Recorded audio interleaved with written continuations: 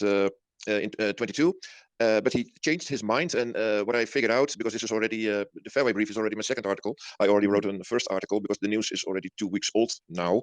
Right. And yeah, it's a funny story because it was quite shocking to understand exactly 2 weeks ago on the website of Nchain that they had fired, or no, at that moment they called it that Kristen Ayre is leaving Nchain as CEO, and Stephen Matthews is taking over that role. And instead of explaining why Kristen Ayre is leaving, they explain only how good Stephen Matthews is. So 5 paragraphs were only about Stephen Matthews taking over, and nothing was about Kristen Ayre leaving. No explanation was given. Now, that is, of course, let's say funny, weird, I would call it, uncommon, because of course you will rather tell the audience what was going on and that they are happy with him, they were happy with him, and what good things he had been doing. But because there was no explanation given, it was already an indication that something was going on. Now, slightly later, Kristen Ayre sent out a tweet with a long explanation, and there we learned that he was indeed not a fan of Craig Wright anymore. He was not so much a fan of Calvin Ayre anymore. His style of shadow directing, the whole thing was not his way of dealing with things on that high level around Nchain. And from there onwards, yeah, the whole thing exploded Friday night until Saturday with Spaces attendance of Kristen. A lot of tweets, a lot of hints and pieces, bits and pieces from the report. The report is called Fairway Brief, and the Fairway Brief was released a few days earlier on the 26th of September. He was his last working day was the 29th, but he was fired on the 27th because on the 26th, I think, or the 27th, he tried to bring that report under the attention of the rest of the board. And within that board, roughly 10 people, 5 people were on his hand, and the other 5 were not on his hand. Probably, as far as we can see at the moment, probably because they are on the hand of Calvin Ayre, and Calvin Ayre wanted to have it his way. And the 5 people who joined in with Kristen with his whistleblowing, they all got fired. So half of the board was leaving on Friday. At first, we didn't know that because we had to figure it out on the board page, on the About Us page, or About Nchain page. There were first roughly 10 people, and in a snapshot on the Wayback Machine, you can see that in the morning of the Friday, there were still, let's say, 10 people. And at the end of the day, that whole page was changed by the moderator of the website, and there were only 5 people left. It was quite funny, and half of the board left. But one of the people, and that surprised me at that moment, also left, was Craig Wright himself. And that was a bit funny to understand because Craig Wright was, at that moment, it looked like, not under any scrutiny of somebody who is on the hand, either Calvin himself or the rest of the board. But what happened there, that was earlier. That was the weekend before, the Sunday, and I think it was the 24th, the Sunday, late at 7 o'clock. Kristen Ayre also gave proof and evidence of the fraud that Craig Wright is performing and is sending to courts. Now, we know already from the Hodlnut case, we know from the Kleiman case, there are hundreds, literally hundreds of forgeries that Craig is using to make his points in court. There is a lot of cases of perjury known. Now, and Kristen Ayre he got his finger behind it, and he had evidence enough to make, at that moment, Stephen Matthews, the chairman at that moment, and he still is, but he also is now the CEO and chairman, to make the chairman, Stephen Matthews, aware that this was actually too much to keep, too big of a risk to keep Craig Wright inside Nchain. That would be a big risk for Nchain and reflect badly to the outside world if it became known that such a fraud like Craig Wright is working in Nchain and for Nchain. Now, and the funny thing is, Stephen Matthews, who was always on the hand of Craig Wright, was actually now making a U-turn and agreeing at that moment, we are talking about the Sunday the 24th, agreeing with Kristen Ayre that indeed Craig Wright should leave. So they both, the chairman and the CEO at that moment, still in function, they fired Craig Wright. He was starting Sunday 7 p.m. From that moment onward, he was not the chief scientist of Nchain anymore. So that was something that we only understood later. We did not know that on the Friday. It only became known in the days and weeks after, where bits and pieces were leaked by Kristen Ayre. And before you start asking more questions, there's one thing that also became known in that era rather quickly in the days after, probably already in the weekend. I'm not so sure anymore because so much happened back then, 2 weeks ago. There was also an email from Calvin Ayre to Craig Wright, and at first when Kristen Ayre leaked that email. Sorry, I have to say something else first, because you have to understand the brief, the Fairway Brief, is only about the fraud going on inside Nchain. It is not diving too deep into the fraud that is Craig Wright is performing to try convince the courts and other people that he is Satoshi. There will be, he announced, a separate report diving into that matter. That report is still being written, so that will be released in the upcoming days or weeks, I guess. I hope to hear that from Kristen just now, but yeah, unfortunately, he's not here. But the last thing I want to say before this is turning into a long monologue, the thing is that the email from Calvin to Craig, and at first it was a bit a confusing email because it did not contain the headers, so we didn't know who leaked to who and how got Kristen, how did he get his finger behind it. But it was like this. Calvin is signing emails, and we know that already since 2015, with C dot dot dot dot dot dot.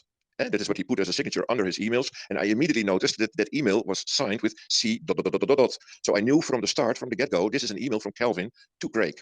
Also, the content of that email was about sponsorships of his lawsuits. Now, it's a common sense for everybody who knows the story a bit that Calvin is the only sponsor of Craig Wright's lawsuits. The millions that are being put in those lawsuits, the only one paying the bills with all kinds of shady constructions running over shady companies who are being involved in paying those bills to hide the name Calvin Ayre, of course. But that's another story. He said, I'm going to stop sponsoring your lawsuits. I'm going to end all the financial flows going to you right now because I want you to do the signing. And at that moment, he was talking about the signing at Harvard University or college or something. That was probably a plan that they discussed before. But Craig is refusing to sign. Now, of course, because he's not Satoshi and he cannot sign. He has 20 to 30 lame excuses why he cannot sign and don't dare to sign and whatever. But at that moment, the plan to do a signing session like they did in 2016, now to be repeated in Harvard College or University, that was an idea that they discussed probably shortly before. And Calvin wants him to do that signing before and in benefit of the COPA case. And we all know that the COPA case is the trial will be in starting January. It will be a long trial. I presume it will be at least 6, maybe up to 12 weeks. So it will last probably maximum the whole quarter. But his most convincing, that is what Calvin is now convinced of, his most convincing proof will be a signing. Now, everybody agrees because we are screaming for a signing for many years, since 2016 already, for a genuine signing and a publicly verifiable signing I'm talking about. But yeah, so that was also a bit of a shock to understand. It was my second shock after the witness tampering that is being performed by Calvin towards Craig's ex-wife, Lynn Wright. So yeah, this is a bit of the story going on. We have this brief that is about Nchain that is being taken over by Calvin for a price that is way too low. And the side stories are about witness tampering, Craig being fired for his fraud that they now get their fingers behind, and Calvin stopping the sponsorship of Craig's lawsuits. Okay, right. Now I'll leave it to you.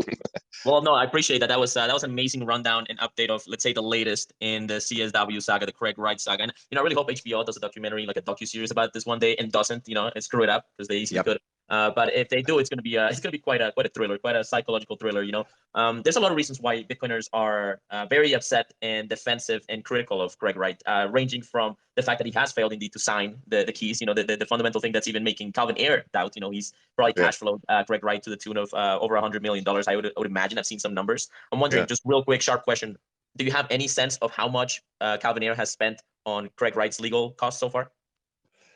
Yeah, he is changing counsels like underwear currently. That can have two reasons. We don't know the real reasons, but we know from 2015, somewhere in July, I think, when his also he had a counsel, the Clayton Utz, I think they were called, and they stopped their relationship with Craig Wright because they found out that he was back then already. He was creating forgeries that he gave to the ATO, but he used or abused, in fact, his lawyer to send those forgeries first to his lawyer, and then the lawyer would send them to ATO to give it somewhat more credibility. And I think he has been doing, well, I don't think, I'm sure he has been doing exactly the same trickery with his previous counsels, which are called Wigborg in Norway, Ontier in the UK, Rivero Mestre in the USA. All those counsels have been abused by Craig, that he would send them his forgeries and that he allowed them to what they then do is they just pass along the forgeries. And the only thing where we see that the counsel, in this case, Ontier in the UK, has been using a forensic expert to write a report about a certain piece of evidence. It's a different case, different lawsuit, not so much related to Kristen Hager-Hansen at this point in time, but nevertheless worthwhile mentioning. We call that the pineapple hack case. That is the lawsuit where Craig Wright is claiming to own 110,000 Bitcoin from the 1Feeks and 12 IB7 addresses. Well, the whole world knows this is also not true. He doesn't own them, but he is still trying in court to get help from the Bitcoin developers who are, in his view, have fiduciary duties to help him to freeze and reappoint those coins back to him because they have been stolen from him in, I think, what was it, February 2020. but he says he owned those coins since 2011. However, in 2011, in February, he gave as one piece of evidence a purchase order dated, I think, 27th of February in the metadata. Now, as it happened, that package of evidence was sent to me. I looked at it and I picked it apart. And one of the things that I picked apart was this purchase order. This purchase order had indeed the looks and feels of something 2011. However, I figured out that it was created in later as 2015 because it was based on a template, an Excel template with a watermark, but that the forensic expert of Ontier and Craig Wright in the same way, they missed that watermark. They found the watermark, but they could not place it, so they just only mentioned it that they found a watermark. But I figured out where that watermark was used.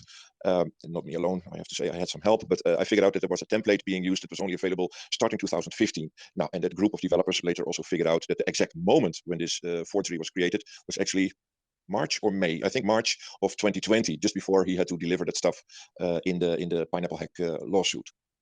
So yeah, what we see happening here is that Kristen Ayre Hansen is adding more details, more of the same, to something that most in the Bitcoin community already knows since, well, December 2015. I mean, we know Craig Wright since 2015. The Wired and Gizmodo package that was leaked or presented to the outside world by one of them, Wired or Gizmodo, I don't remember, but they showed some more of what the docs package that was known to them at that moment.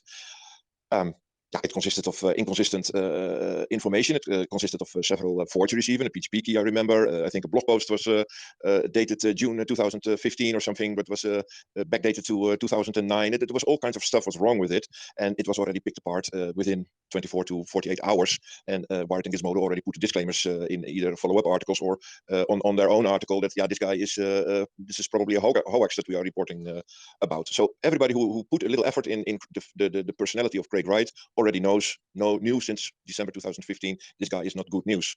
Absolutely. And yet some people seem to still believe it. And I'm never quite sure if I'm talking to a sock puppet or a ChatGPT bot or one of Calvin or Craig's sock puppet accounts, but there do seem to be a good amount of people that believe it, including some people that I met. I mean, I don't know at this point, but I've definitely ran into BSV true believers here and there.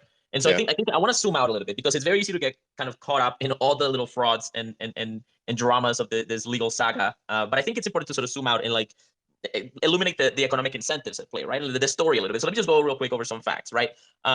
Somewhere around the 2013-2015 era, the Australian Taxation Office, ATO, was investigating Craig Wright for tax offenses or something related to that. And they ended up concluding that, and Craig Wright came out, that's when he came out and said that he was Satoshi. And that was the sort of genesis of Craig Wright as a sort of personality, as a sort of media brand of sorts, right?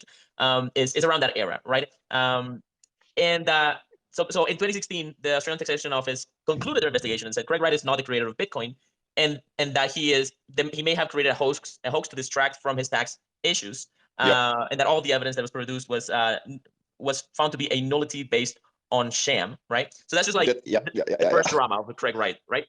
Quick thoughts on that. Quick thoughts on that. So I want to move on to like just paint a broad picture, but go ahead. Yeah, that was growing from something late. Craig Wright learned about Bitcoin around July 2011. Then he started writing a bit about it. He misspelled it 4 times. He never wrote it in the way that Satoshi did. Some call it OPSEC. Yeah, right. You can already see in the way how he was describing Bitcoin that he was a complete noob and he had just learned about Bitcoin. And that grew a little bit on him over the years. So late 2012, he was discussing with Jamie Wilson. He was in a project, doing some project with Jamie Wilson, but that was not directly Bitcoin related. But they must have been discussing Bitcoin also. And Craig and his new wife, Ramona, and Jamie came up with an idea for a Bitcoin bank. That was the Hotwire project of 2013. But the roots of that were late 2012. So early 2013, Jamie Wilson was hired as CFO. And they started working on this Bitcoin bank idea. But that turned out a bit in a fraud, where Craig was pretending to be a Bitcoin expert. So starting July, after Dave Kleiman died in April of 2013, Craig was being red-pilled on Mt. Gox. Also in April, a few days before Dave Kleiman died, he bought his very first Bitcoin on Mt. Gox, which was only in the number of handfuls and not in the numbers of hundreds of thousands that he later claimed that he had been mining. He never mined a single Bitcoin, but it's another story. And it turned out that stuff went haywire in a fraudulent way. Jamie Wilson figured it out. So in the run of 2013, I think by October somewhere, maybe November, but I think it was October, he quit and he stopped. He said, no, I don't feel good about this. This is fraud going on. And the way Craig was dealing with things is First, he pretended to be a Bitcoin expert. He did not say that he was Satoshi yet. That was only later that he came up with that false claim. First, he was a sort of early miner type of person and a Bitcoin expert, but he only did it by copy pasting the Bitcoin wiki from 1 or 2 or 3 years earlier, and that he would send around to ATO people, look how much I know about Bitcoin, etc., etc. He was also pretending to do certain things with supercomputers related to Bitcoin, and also the ATO figured out, no, you have plagiarized and copied that also from the internet. You did not make up anything yourself. This is copied from this page and this page, and they also figured it out. So he had to ramp up, and that is Craig's modus operandi. He ramps up to cover up for old lies. He will bring a new set of lies that will distract from the old lies. So early 2014, he needed help from the Kleiman estate that he had been late 2013, he claimed that there was Bitcoin IP and stuff and Bitcoin mining related stuff was in an old company of 2011 called WNK. Well, that is the whole Kleiman versus Wright lawsuit. Let's not repeat that whole lawsuit now. But in 2013, late 2013, he claimed that he owned a lot of money, around 50 or 60,000 Australian dollars from that company. And because Dave Kleiman could not respond anymore because he died in April, there was nobody counterclaiming or there was no opponent in that lawsuit. So the judge said, I will sign off with a ruling that Craig Wright has 60,000 Australian dollars in value of Bitcoin IP. Now, and that Bitcoin intellectual property he forwarded into his Australian companies, and the fraud continued with GST returns and other tax returns that he claimed in 2013 and 2014. Okay, but already real quick before you go on, sorry. There's a quick conspiracy theory that I want to ask you about, and again, like just your thoughts on this. Some people seem to believe that Dave Kleiman was the actual Satoshi Nakamoto, and that Craig Wright somehow got involved, and then the death of Dave Kleiman is the reason Satoshi has basically not said anything or appeared in years. Have you heard of that, and do you have any thoughts on it? Yeah, that is just a funny story, and you can call it a conspiracy or whatever. Nee, Dave Kleiman had there are no indications whatsoever, except for one, that Dave Kleiman knew about Bitcoin before his death, or did something with Bitcoin before his death. And as it looks now, Craig was knowing about Bitcoin in 2011. He was starting this Bitcoin Bank idea in 2012, late 2012, and as it looks now, he did not discuss those ideas with Dave Kleiman. That was only between Jamie Wilson, his wife Ramona, and himself, of course. So Dave Kleiman, there's one little indication. There is in the UK, there is an very early miner. He knew about Bitcoin already late 29 or early 2010, and he was active on the forum, on the Bitcoin forum that was just that had just started on the website of bitcoin.org. And this guy says, although he cannot really prove it, but he claims it, he has claimed it a few times, and he sticks to the story. So, and it's a trustworthy guy also. He's called Bitcoin FX, and this guy says that he has seen the domain numbers or IP numbers of Dave Kleiman back in the days of, and then we are talking about 2010, which would indicate that that there was a node running, and probably a mining node running, from an IP address related to a company that Dave Kleiman was running back then. This is the only rather vague anecdotal thing that we can bring up, that Dave Kleiman might have been knowing about Bitcoin and might have been mining Bitcoin. On the other hand, his drives were going to Ayre Kleiman. They had it researched by a forensic company. They could not find anything Bitcoin related on his devices, except for one text file that contained a Bitcoin address, I think a public address, and a node, is this Satoshi ? Or something like that. And this file has been probably created way after Dave's death, so it's not even related to Dave Kleiman himself, that file. So yeah, it's rather fake, but for me it's quite clear. Okay. He's an IT guy. He did his work. He was more into cybersecurity in the US. He was on TV, but he did not do anything with Bitcoin. For me, that is a full stop from there. Okay, that's fascinating. I was really curious about that little side story, because that one I never really looked deep into that case, but that one was kind of like in the back of my mind, like, man, I hope this guy isn't Satoshi, right? Because I don't want the real Satoshi to be dead, but it would explain a lot of things, right? It would explain his silence and his absence. Okay, now let's talk about Calvin Ayre a little bit. We have a general profile of Craig Wright. We have sort of a little bit of the backstory. Now, here's another thing that I've heard about this. So Calvin Ayre is a online gambling magnate. He's a multimillionaire. He's a giant in the online gambling world, right? And somewhere around 2012, I don't know if you've heard this, he purchased Satoshi dice from, oh man, blanking out of the name, Voorhees. He purchased Satoshi dice from Voorhees. Satoshi dice was an on-chain dice game that lets you basically gamble in a provably sort of random way, right? And it was very popular to the point where it hiked the Bitcoin fees for a while to basically all-time highs in the equivalent of 2012 or so. And so Calvin Ayre buys Satoshi dice, right? And then in the years that follow, the big block, small block sort of civil war breaks out, and the consensus settles on small blocks. And so now the Satoshi dice thing that he bought for like ridiculous amounts of Bitcoin is not scalable, doesn't scale, and can't really function. Is this, and so this is his part, one of his early motivations, one of Calvin's early motivations to get involved in that civil war, in that big block, small block conflict, and eventually to obviously fork Bitcoin Cash and create Satoshi Vision. Is any of that something you've heard about, or this sounds right? I have to be honest with you now. In the background, I'm quickly looking that up, and I found a CoinDesk article. Oh, lost your audio there, Arthur. Mic check. Rob, can you hear us? Can you hear me? Yep, you're still here. All right, let's wait for you're back. Do you hear back. me? Yeah, you're back. Go ahead. Oh, okay. Then I should not minimize my screen probably on my mobile phone. Then you lose me probably. No, I just said that I quickly went to check who bought Satoshi Dice from Voorhees. I ended up in a CoinDesk article that I was quickly reading what happened back then. But since you lost me, I will now not go back there because you will lose me again. I have to check that. I was not aware that. Okay, so you haven't heard that story. Yeah, I'd be curious if you ever end up hearing anything about that or can follow up with that story, because I've been trying to get Voorhees on this topic, and I want to interview Voorhees at some point. And he's somewhat of a controversial character within Bitcoin, but he's definitely an OG and has probably some stories to tell, and I don't know what he can say about it. So anyway, that's one of the stories that I've heard from OGs and stuff. Like, I believe it, but it's worth double checking, right? So anyway, Craig Wright gets involved. Calvin Ayre gets involved. Tell us a little bit about Calvin Ayre. What is your sense of why Calvin Ayre is in any of this? It seems like he actually believed that Craig Wright was Satoshi. You're reading some of those emails, right? Yeah. But at what point does he enter the picture, and why does he do it? It started in 2015. We were just discussing the ATO era, 2013, 14, and 15, and indeed the last reports were released early 2016 when the ATO declared it's all a hoax.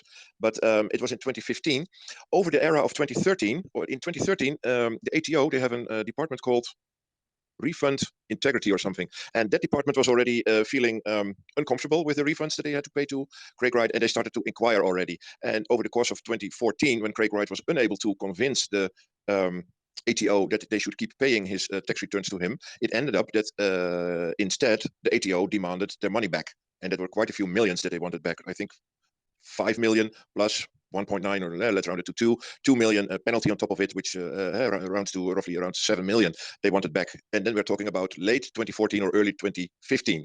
Now, that was an amount of money that Craig was not able to cough up for the ATO to pay back.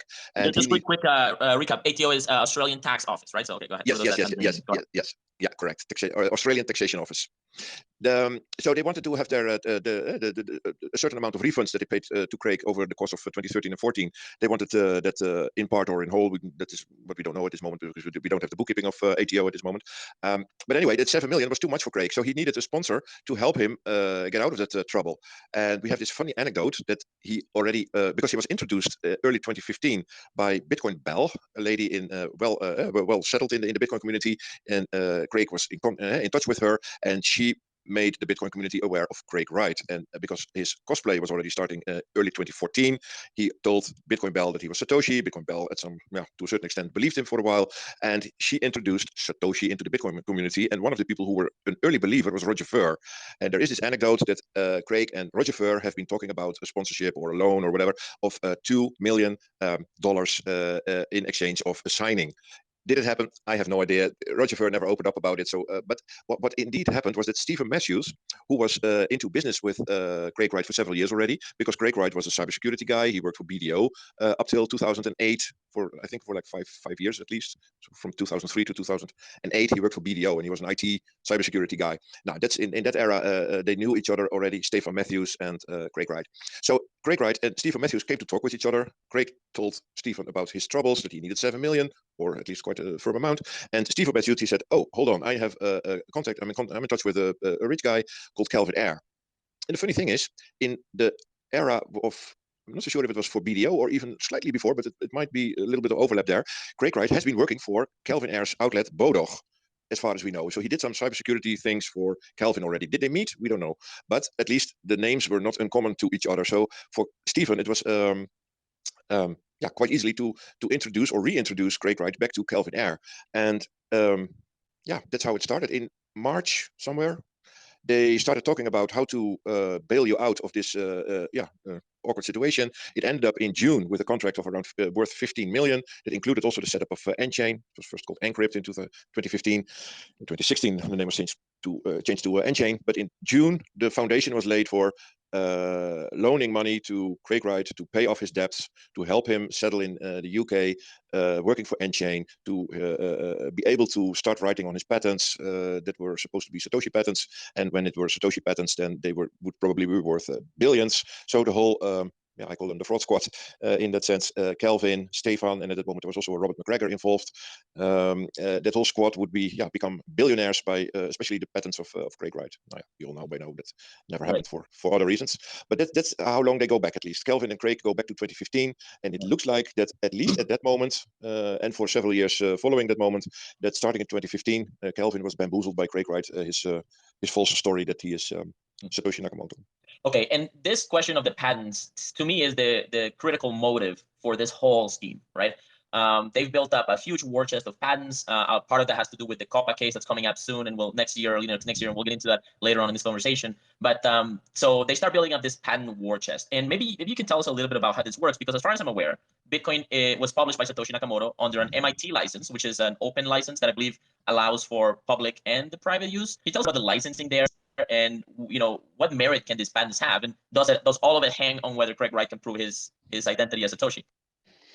Now, the funny thing is, if you have an open source project, that is already the indication that Satoshi himself is not a fan of patents, because he wants to do everything open source and that people cooperate together and build out a good project without restricting any usage. And that is indeed where the MIT license comes in. So Craig Wright, in one hand, pretending to be Satoshi, and on the other hand, creating patents, that is a big mismatch, in my humble opinion, and one of the indications, one of hundreds of indications, that he is not Satoshi Nakamoto. On the other hand, indeed, the idea in 2015 was that Craig, who was already doing and writing some patents, he already, I think for CryptoLock or something, together with Jamie Wilson in 2012, just before that Bitcoin Bank idea popped up, they were already doing something with patents. And so, for Craig, that was not an uncommon story.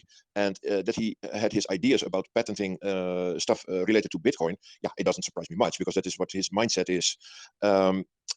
It does not bite. You can do this. This is not illegal or something. So if he can sell this idea, I'm going to create very worthwhile patents for you, Kelvin. And then he's talking to Kelvin and Stephen and Robert McGregor. And the moment that the world is going to know that those are Satoshi patents, they will explode in value. Of course, that's what they expected. But they were hoping that would happen within a few years after 2015. I think max by 2017, that they would have had a little bit of a portfolio, let's say 250 to 500 patents by then, filed and well. And if then the name Satoshi could be connected to them, then you have the Microsoft and the Googles and the Apples who are willing to pay billions for that stuff, and they would become billionaire. Well, it never happened. That also has the reason that the patents are not very valuable. There are hundreds of them now. I work together with a patent lawyer. He is looking at them more in depth. His name is David Pierce. And we already opposed several of them just for the fun of it. It's quite costly, so we do that with some crowdfunding. Otherwise, it would be a bit too much. But it cost €850 each to oppose certain patents based on, for example, prior art. We found out that, just a simple example, that several patents contain elements of Andreas Antonopoulos' first release of Mastering Bitcoin. Mastering Bitcoin came out. He wrote Mastering Bitcoin over the years, I think starting 2010 or 2011 up till 2013, and early 2014, Mastering Bitcoin, the first edition, was released. But the IP, the description of the IP of Bitcoin, and of course Andreas Antonopoulos, his description of Bitcoin is IP on its own already. If you use or abuse that or plagiarize that into a patent, then you can make the European Patent Office aware of that fact. And lost Arthur's audio again. Rob, can you hear us? Yep, you're here. Okay, sorry. Go ahead. I'm back. Yeah, sorry. Did you hear that I was talking about prior art from Andreas Antonopoulos? Yes. It was just like a few seconds ago that you disappeared. Yeah, no, that are just examples why his patents are not very worthwhile. There is prior art to be found. There is not very novel ideas to be found. That is mostly what is going on. It are unworkable patents. It are descriptions of things that hardly anyone would use. And of course, Craig is on Twitter telling everybody, but this is when another party is doing something, for example, in Ethereum, is something sometimes criticizing Ethereum, the Ethereum community or their environment and infrastructure. That but Ethereum, there they are using my patents, this and this and this. And the moment we get our finger behind a number, we're going to immediately check if it is correct what Craig Wright is saying. Is it possible that he's going to sue some party in the Ethereum environment or not? And then we can already see, no, this is completely impossible. Let him try. He will lose that case because it is not. It has no merits. And that is how we look upon that whole portfolio of them. It's not only us, by the way. Several even more technical and professional parties in the patent environment have already looked at those patents. And already early on, I think to 2019 or 2020, somewhere 2019, I think, there was already an article to be found that said that the weakest portfolio of blockchain-related patents in the industry is, Nchain. The Nchain patent portfolio is the weakest with a technical relevance of 0.0, meaning no relevance at all. So yeah, that gives us the confirmation that what they are trying to do with those patents, trying to make billions out of it, that will probably never happen. They can do two things with it. They can go find little parties that are impressed by a firm letter from a patent lawyer from Craig, or Nchain in this case. Hey, you are abusing our patent and we want some license money from you. Now, then a small party, not very rich party, can maybe be a bit overwhelmed by it and will start paying a license. But the moment, they never said that they were trying to or will try to do that. No, they're always talking about, we will get the license money from the Microsofts and Googles and Apples from this world, because they are the rich parties. And those are going to be the parties that are going to pay for those patents. But that is also something that you can already expect. That's not going to happen, guys. Sorry. What will happen is that they will receive a letter from Craig Wright or Nchain. Hey, you are using my patent and I want my money. Oh, okay. We're going to countersue you, or we're going to just wait patiently until you're going to sue us. And we are more rich than you are. We can handle this stuff for 10, 20 years if needed. And we will see who is right in the details of your claim. And then the content will be going through several courts. It will take years. Craig will, of course, appeal when he is losing. But Microsoft will also appeal when they are losing, for example. So that will take so many years and it will be costly. And there will be no revenues for any party involved in those lawsuits. So that will not bring in the billions that they hope and expect to get from those patents. And nobody is willing to buy the patents. And that is why where we can see in a few, not weeks, it's already a few months, I think it was in August somewhere, Nchain needed a bailout. Nchain, it's not running well with Nchain. They hardly make any money.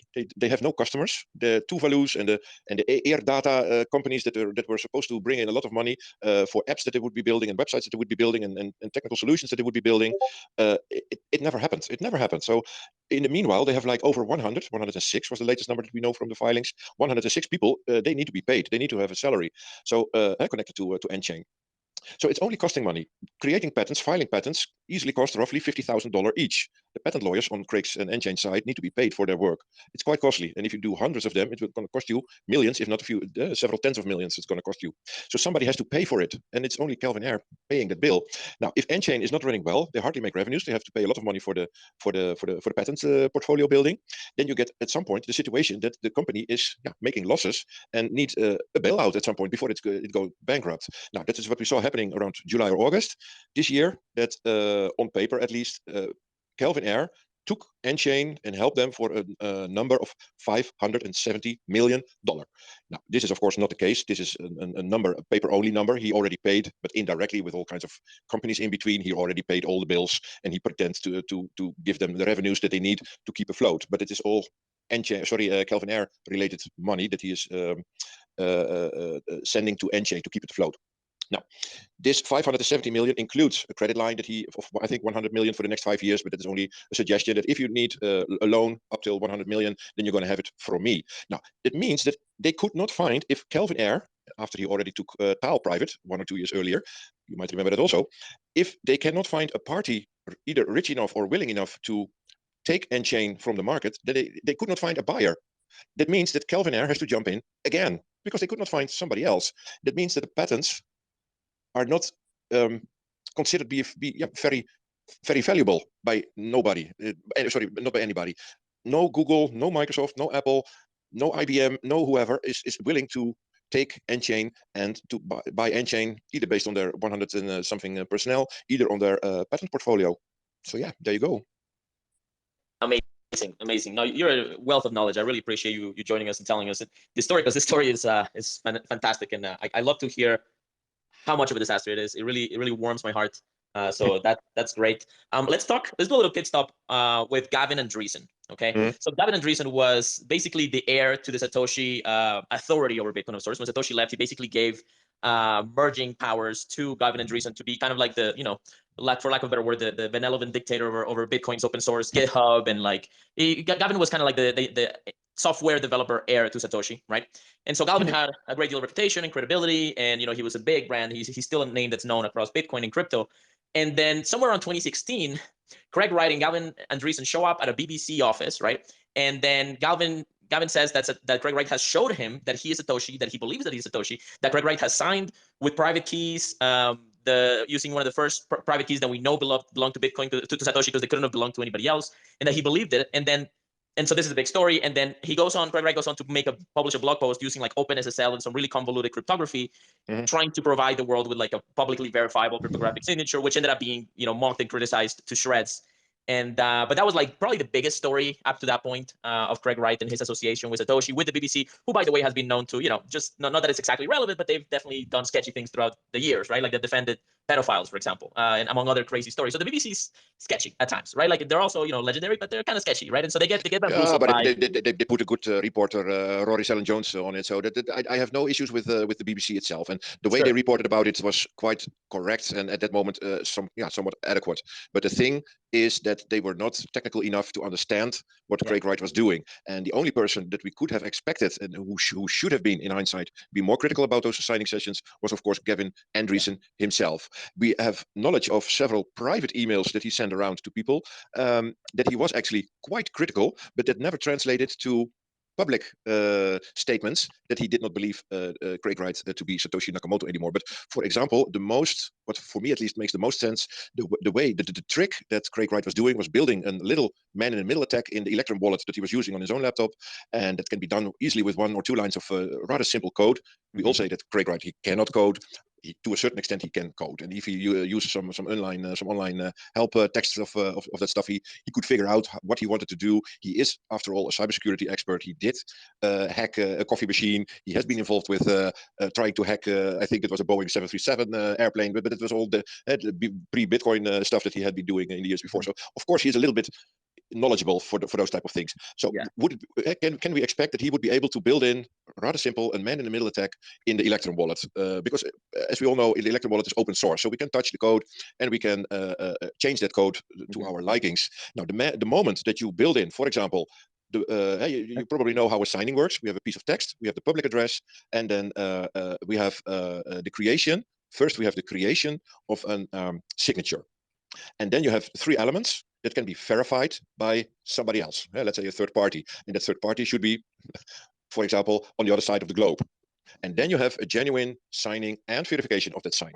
Well, and you have the private keys, right? So okay, let me just read a quote. The private key is nowhere to be seen during a signing. Right. The moment you have a private key of an address, then in Electrum Wallet, you take that private key and you use that private key in a separate menu of Electrum Wallet, where you upload with that private key the public address, and from then onward you have inside Electrum Wallet, without Electrum Wallet ever showing that private key again, that you have control over that public address that the private key has picked up or connected to your Electrum wallet.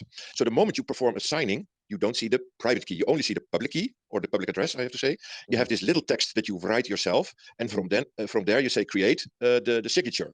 Now, the moment you have those 3 elements, public address, text, and the signature, you can send those 3 elements, or you can post it on your blog. You can tweet it out, like the Litecoin, the founder of Litecoin did that back then. Charlie Lee, also in 2016, he signed the Genesis block and he posted it on Twitter, and he said, "No, go check it," and everybody check it. And okay, yeah, you're right. Now that never happened. So just a quick recap. So Gavin Andresen gives an arbitrary message to Craig Wright. Says here, my favorite number is 11, I believe was the quote. So Craig Wright grabbed that message, signs it with his private key, and then no private key, no private key. So how can he prove the public address is his? The moment you have in your signing screen, you only see that you beforehand you tell your audience, I'm going to sign a message on the public address, for example, on I think it was block 9.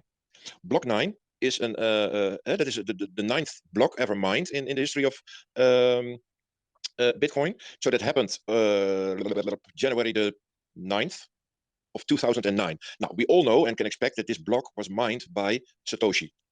So if you manage to have a genuine signing of the public address of block 9, yeah, then you can already tell for 99.9% we are dealing with Satoshi Nakamoto here, because he can perform a genuine, verifiable signing. Again, the private key is not in the picture at the moment of signing. Weeks before or months before, when you upload your public address in the Electrum wallet, then only one time the private key is in the screen, but it is in a different menu, in a different screen, where that private key is used weeks or months before the actual signing. In the signing screen, you only click on the address that you want to start signing, where you want to create this signature for.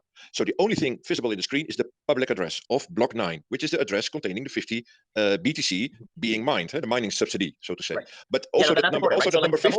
The whole point also of the that number 50 is sorry. Well, let me just say, like, the whole point of the signing process is that you do not have to reveal the private key to the public. You give the people the text that is being signed, the signed text, and then the public key, and they can grab the public key, the signed text, and backwards decrypt it into the original text that Gavin gave him, which was, my favorite number is 11 or something like that, right? Yeah. So what happened is that Craig added CSW at the end of that line. So Gavin gave his text, but Craig Wright added a piece of text. His initials, his CSW was the end of the text. But CSW was not mentioned by Gavin Andresen. It was something that Craig came up himself. So if you then build in, it's just an example, because there are many ways of building in a man-in-the-middle attack in the code. But specifically for this case, because Craig was eager to add CSW to the text, we might think about a man-in-the-middle attack that looks like, if in that text, and I'm keeping it a bit simple, because if you explain this in code, nobody will understand, but if then it's a sort of replacement. If in the text CSW is found, then push the message to the screen of the user, verified. Right. And the moment Craig is using his own laptop with the man-in-the-middle attack, with the broken code, with the adjusted code in his local installment of Electrum wallet, then this will show. He will of course yeah, I'm from Holland, so English is not my native language. He will produce, no, not produce. Prepare, that's a good word. He will prepare this, of course, a few days before, because he needs to know if it works. Because if he adds the CSW at the end of the text, he needs to test if this works. And the moment it works, he can accept any text from any person asking him to do a signing, as long as he puts CSW at the end of the text. Because in the background, this CSW will push a message to the to the screen of the laptop of Craig Wright, verified. And it will, of course, in step 1, because first you need to create the signature. It will also create, of course, the signature, because it will be overruled. The private key is not being checked anymore. That is not important with this man-in-the-middle attack, because it will not check the private key anymore. It will just check, is there CSW in the text? If yes, then create private key. And in second instance, for the verification, pop up with a message verified. Right. And I literally just tweeted out a message saying Craig Wright is not Satoshi. I signed it with Electrum while you were explaining how the process works, and I published the public key. It's on my Twitter, and I'm about to add it to the nest. So you guys can download Electrum from electrum.org and just find that menu, sign, verify, input the content in this tweet, and just be able to publicly verify using the public address that I'm sharing, which, you know, is a public address, it's shareable, that I actually am the one that signed that message, and it's cryptographically sound. And this is all that it would take for Craig Wright to basically shut us all up. Like, at least half of Bitcoin maximalists would be like, oh, okay, fuck, I guess he is Satoshi if he signed with one of the early keys, right? A lot of the lawsuits would disappear. He would have access to billions of dollars, right? How many Bitcoins did Satoshi have? Something like 10% of all Bitcoins are on the early Bitcoin addresses, right? And so the fact that he, you know, is going through all this process, getting in debt, suing everybody, trying to get Bitcoin core developers to change the process, they're trying to get him to basically steal people's Bitcoin to give them to him, which they can't do, but trying to coerce them into this. It all shows you that he doesn't actually have access to the private keys, because it would be trivial for him to. He would be one of the richest men on earth if he was. He wouldn't need to do any of this crap. Mind you, I mean, think about it. If it is for Charlie Lee, 5 minutes work, probably less, to be known for the rest of the world, for the whole world, that he is the creator of Litecoin, just by signing the Genesis block and post, the block address, and posting that in public, so it is for everybody on the whole globe verifiable, and nobody ever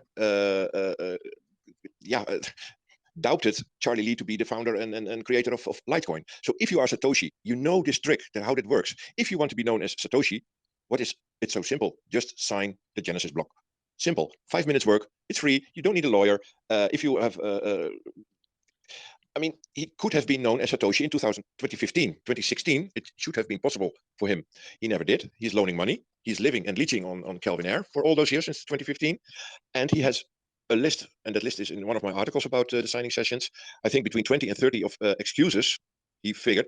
Just one example. He was calling Gavin Andresen before the signing session, and they were discussing that Craig was, there might be a bug in the early blocks where it was not possible to sign them anymore. And Gavin Andresen had to reassure Craig Wright, no, this is solved already, no problem, don't worry. So probably Craig has been browsing around the internet again, finding some critical notes about early blocks that could not be signed, and he tried to use that as an excuse to duck and hide from the signing sessions. And Gavin Andresen told him, no, this is already solved. So he should and could continue with the signing sessions. Now, he figured many things like that out with trying to find excuses for those signings.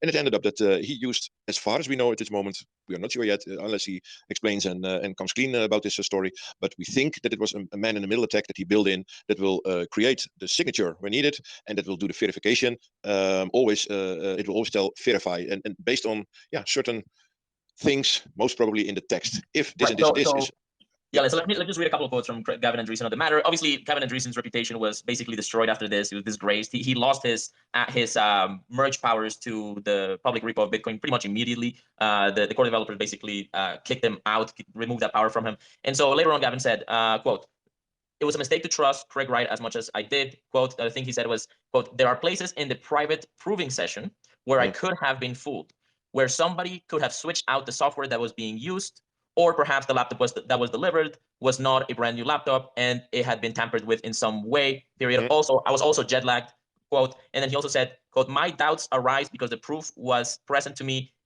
Because the proof that was present to me is very different from the pseudo proof that was later presented to the world." So Craig Wright did one version of the signing session using Electrum with Gavin and with the BBC, and then he did a separate one that he published online on his blog. That's the one that we all kind of made fun of and pointed out was ridiculous. And that's when Litecoin Satoshi came out and sort of did the Genesis block signing and so on. Yeah, and they corrected.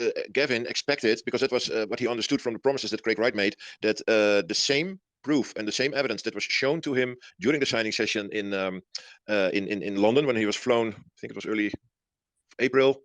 So that was roughly 1 month before the actual breakout sessions around those signing sessions. Gavin was flown in from with an airplane, of course, from America to London, and then they meet in some joint in London for those signing sessions, a restaurant or a hotel or something, I think.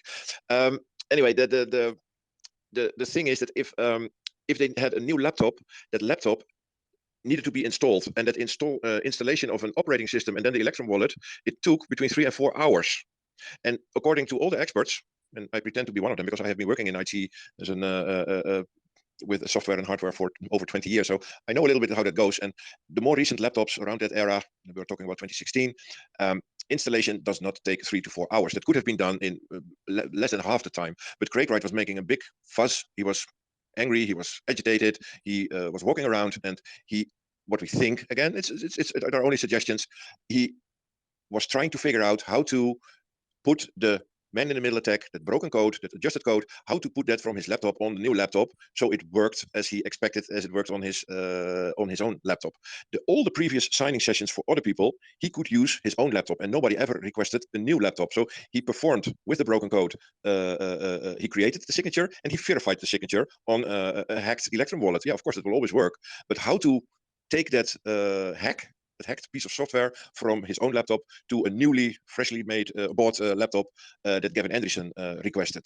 Now, and that's why we think it took way too long before that before the verification could take place. Now, at that moment, it was promised to Gavin that this proof, this evidence, would be published in the very first blog post on May the 2nd, when they came out with the news about Satoshi Nakamoto. So Craig Wright had been writing a blog post, and the text of it did not contain anything that could be verified on an Electrum wallet. Instead, for example, it was that's why they call it the Sartre blog post, because there were pieces of text used written by Sartre, and the text was incomplete. So nobody could ever do a verification on what was presented in that blog post. And the whole, and then I'm going to use the word that Gavin Andresen used back then, it was gobbledygook.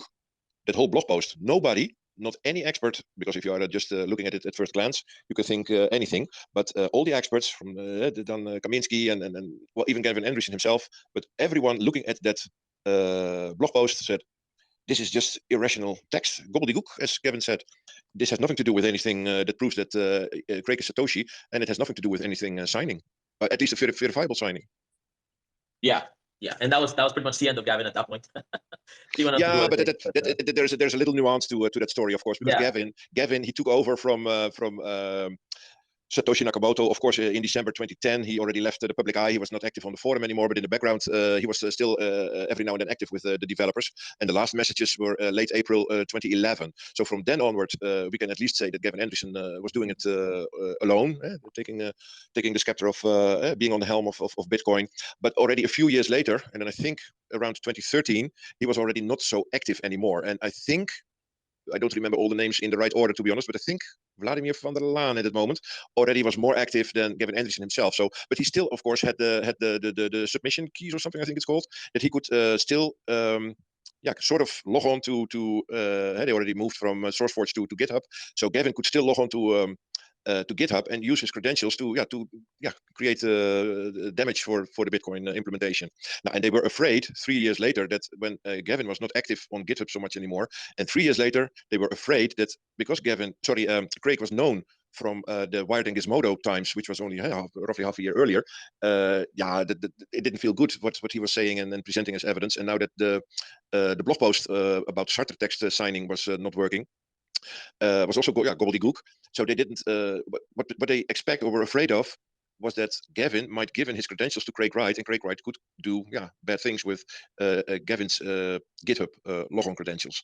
Right. And yeah, that's why they took it. That's why they took it away from him. But the fact was that already for 2 or 3 years, Gavin was not active at all, or hardly, at least on the GitHub Bitcoin environment. Yeah. Yeah, he had sort of like a ceremonial role and kind of an influencer role. Yeah, that's it. Yeah. Okay. Wow, what a saga. Okay, so I mean, I think we've done a pretty good job of explaining that. Again, like if you're curious about how this works, very easy to do. Just download Electrum from electrum.org. Go check out the tweet that I just pinned, showing you how to do this, right? And you can literally verify and sign messages trivially without having to reveal the private keys to people. And they can easily, literally within seconds, verify externally that you signed the message, and it's cryptographically secure. You can try it with different public keys. Try messing with this. This is good for people to know. People don't understand this, right? And because they don't, they get bamboozled by Craig's, hundreds of forgeries, right? Which I want us to get into a little bit of, maybe your favorite top 2 or top 3 forgeries, and maybe that's too much, right? Because I mean, they're somewhat technical, but yeah, I think that's really important. Actually, I can mention my two favorites. I can do that quickly. Before we get into that, before we get into that. Oh, sorry, yeah. We'll get into it, but I was arguing with some BSV people, and they were giving me this like house metaphor as to why the keys are not important, and so I want us to like kind of tackle that a little bit, right? So first of all, if you had the private keys, you would have the Bitcoin and be one of the richest people in the world, right? So the keys matter on that ground. Second of all, it would be the easiest way to prove to most of the critics that he is Satoshi. In fact, most of us would be satisfied with a signing of the early Bitcoin keys of a message, right? Of course. But then they started saying, well, if you have the keys to a house, that doesn't mean that you're the one that built it. It doesn't even mean that you're the one that owned it. In fact, your keys might have been stolen. And if somebody steals your keys, they don't own the house, do they? Right? And so this is the sort of the weird sort of upside down world that I think a lot of BSV people sort of end up in, where they're sort of trying to justify and explain to themselves why Craig hasn't signed and why that doesn't mean that he's not Satoshi. And I'll just say one thing, and then maybe you can take a shot at it. But like basically, the key thing is if somebody steals your physical keys to your house, those keys are gone. They're now missing from your pocket, right? But if somebody hacks your private keys to 50 Bitcoin minimum, right? Because the genesis, the mining was distributing 50 Bitcoin per block in that era. So those blocks have at least 50 Bitcoin. Those public keys and private keys have at least 50 Bitcoin in them each, right? And so the moment that private key gets hacked, A, the coins move most likely, right? B, the hacker is not necessarily going to delete your hard drive. So it's not like you're going to lose a copy of the keys just because somebody hacked them. And C, it's trivial for anybody to duplicate those keys, yourself included. So you would think that Satoshi, right? Somebody that Edward Snowden said is one of the most impressive technicians because he's still anonymous 13 years later, right? It's a miracle of operational security and cybersecurity competence that Satoshi has not actually been found, right? That same Satoshi would fail to back up his private keys to billions of dollars is absurd, right? It's more likely that he destroyed them, right? In which case, Greg doesn't have the keys, right?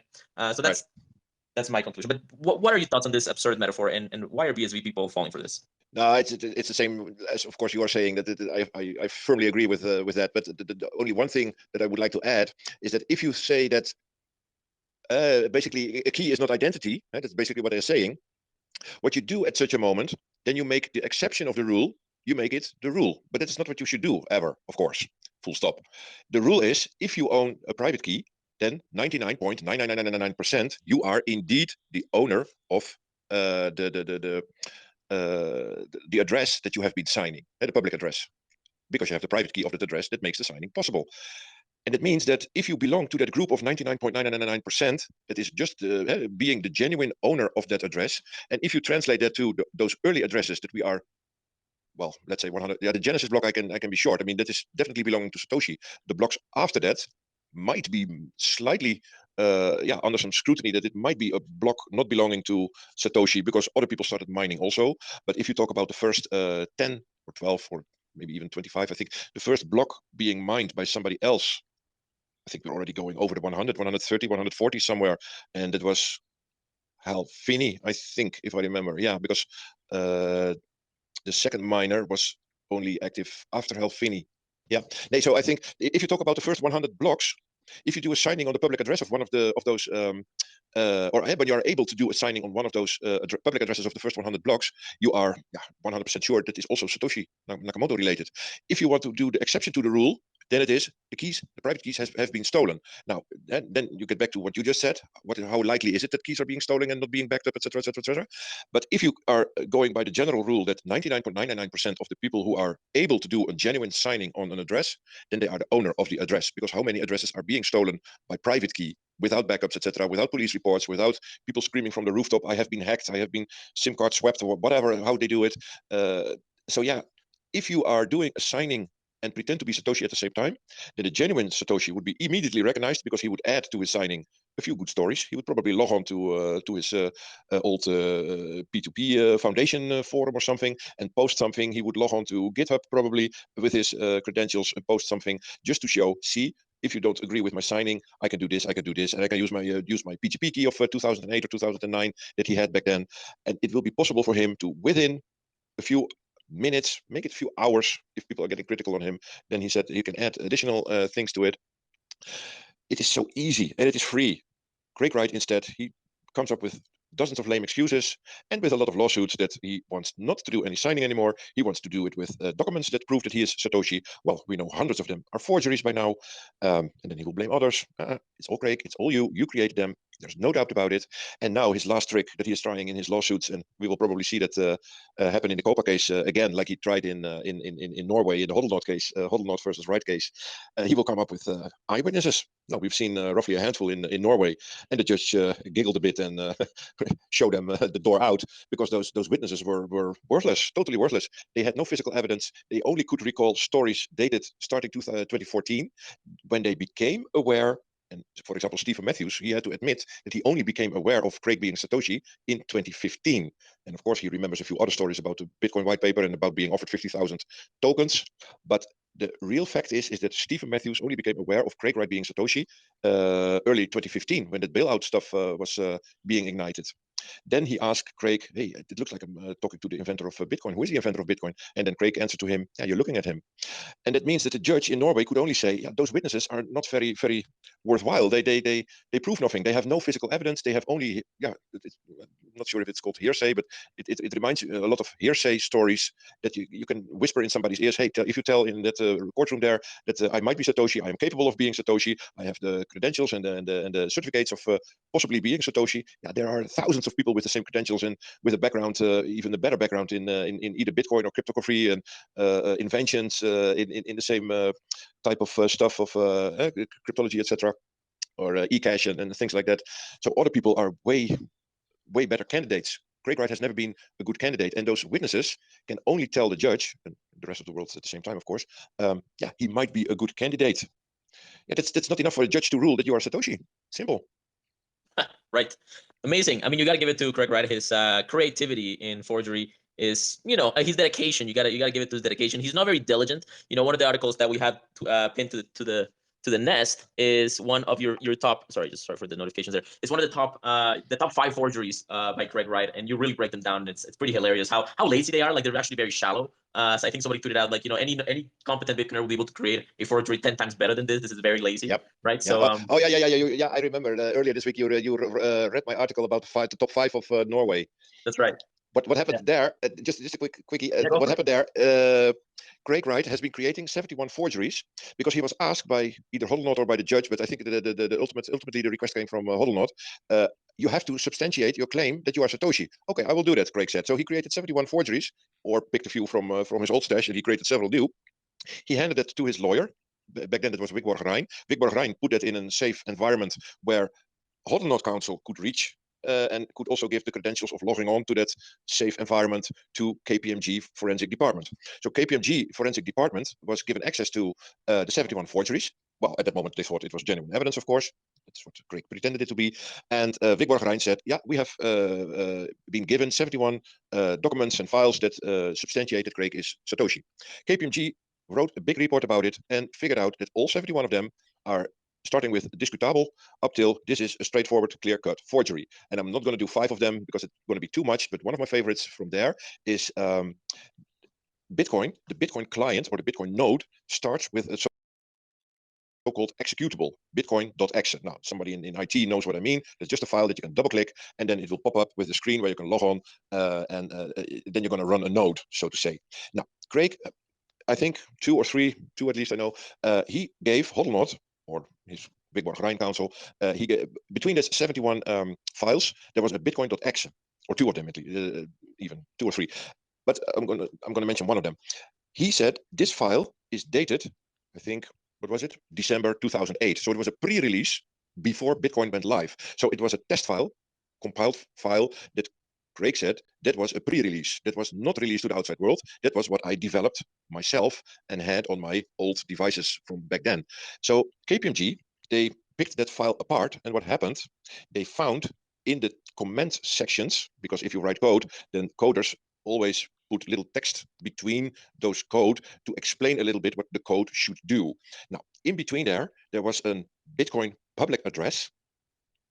In the original file, that Bitcoin public address was a really old 2009 address. But Craig Wright, creating that forgery, he opened that file, he took out that Bitcoin public address and replaced it with another public Bitcoin address, with the reasoning that it was then a different file from the later files being released in January and February, etc., in 2009. So that is how he could prove, quote unquote, that it was really a file of 2008 because it contained a different Bitcoin address in the comments between the code.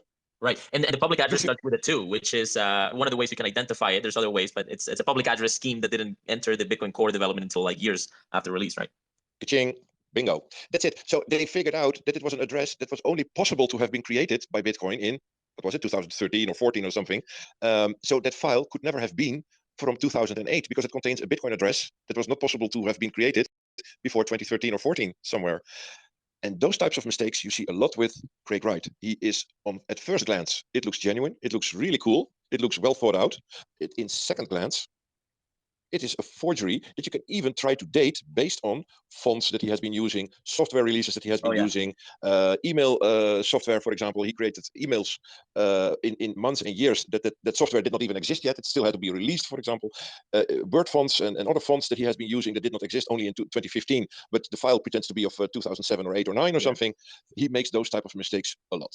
Yeah, no, it's amazing. And I really recommend you guys go and read Arthur's blog. The blog has just very detailed, but very entertainingly written descriptions of the issues. He knows the story in and out. And I mean, I'm just blown away. I always knew it was crazy, but my God, the depth of the madness is fantastic. I wanted to ask you one last question, which is, you know, what is Craig Wright's official story right now, or what is the general sentiment around why he doesn't sign cryptographically? And Rob has to go, and I think we're running into 2 hours, so I think we're going to be calling it a show very soon. But just give us the official narrative real quick, just so that people can compare everything that we've talked about to the official line. Well, that again, he has so many excuses for not signing, and the latest excuse is that he stomped on the hard drive where those private keys were stored, and it means that he is technically and physically not even able to sign, and that means that he is admitting that he is a very poor Satoshi. That is now, I think, the line that he is following, because this stomping on the hard drive is this anecdote came from September 22, which is now a little over a year ago, during the Hodlnaut trial. That is where he admitted, or came up with the latest excuse, if you ask me, that he is not even able to sign because the private keys do not even exist anymore. Now, yeah, the funny thing is, the files. He also had his story always that he his stuff is hidden in blind trusts, the Seychelles Trust, Tulip Right. Trust, What happened that to that? stuff. Yeah. That means that he has been given copies of files, copies of there's a Shamir scheme stuff and things, and and he handed over the private keys. There's also one of those stories how in the creation of Tulip Trust, that not only the Shamir scheme files, but also the actual files containing the public addresses and the private keys have been given to Dave Kleiman, who sent them onward to the trust that was created when Dave Kleiman was still alive. Now, again, this is all made up by Craig Wright. This whole bullshit of Tulip Trust never existed. That was only to create a narrative for the Australian Taxation Office, why he could not get to his coins and why it should not be taxed as valuable assets in Australia, because it was abroad and not in Australia, blah, blah, blah. So again, if he is coming up with an excuse now that his hard drive is broken and he cannot get the private keys from the hard drive anymore, then still the trust, the trustees still should have copies of those files that could be and should be opened with the Shamir scheme keys. But yeah, that nobody is asking him, and he is not explaining anything. And in the BSV camp, they do not follow all the details of this convoluted story well enough, so they wouldn't even know how this all worked, and which lie is dropped on the previous lie, and which was already a cover up of the previous lie before. So Right. yeah, you have to be a bit obsessed like me with diving into all those details to understand how the mind of Craig works. It's hard to follow. It's really the basics is, when his narrative is not working anymore, he will create a new one. Right. And if you're gullible enough, that you will easily forget the previous narrative and give credits to the new narrative and make it your own and start spreading it on the internet again. Because you're a big fan, you're a believer. He is Satoshi, and whatever he You're a says, bag it's always holder, right. And a lot of people are bag holding BSV, right? Like a lot of people hold BSV and they're hoping it goes up, and so they're probably down hundreds of thousands, millions of dollars just holding this thing all the way down from the few $100s that it was when they, maybe the couple $1,000s, I don't know, that it was when they forked off a Bitcoin Cash, and so you have this capital investment into this narrative and this infrastructure that is just kind of all fluff. Anyway, Arthur, thank you so much. Arthur Van Pelt, everybody, thank you for coming on and helping us understand and wrap our head around this. I think this podcast will become a really good resource for people to just sort of get a big picture overview with a variety of side roads and deep dives into the Craig Wright scam saga. And if you want to not be like Craig and actually hold your keys and keep your Bitcoin, and if you're a fellow Canadian, well, you got to check out Beaver Bitcoin. Beaver Bitcoin is Canada's most user-friendly Bitcoin on-ramp. You can buy Bitcoin instantly and set up recurring purchases directly from your bank account. It is a DCA style exchange, so Beaver Bitcoin is non-custodial and delivers your Bitcoin directly to your wallet and your cold storage, which, unlike Craig Wright, you can control and keep the keys and they won't disappear, right? So it is built by Bitcoiners for Bitcoiners, and it's easy enough to recommend to family and friends, which frankly they need because all this stuff is very nerdy and techy. Sign up to beaverbitcoin.com today. Thank you, everybody. Thank you, Arthur, and thank you, Rob, for coming on. Any final thoughts? Yeah, I just want to say thank you to Arthur and Juan. Great job moderating. I think this was a really in-depth discussion, and as you said, will be a resource moving forward for anybody who really wants to get a deep dive into the nuances of the. Thank you for everyone listening right to the end. This is Bruce Stewart now signing off, and we'll maybe catch you in another video sometime very soon. Bye-bye.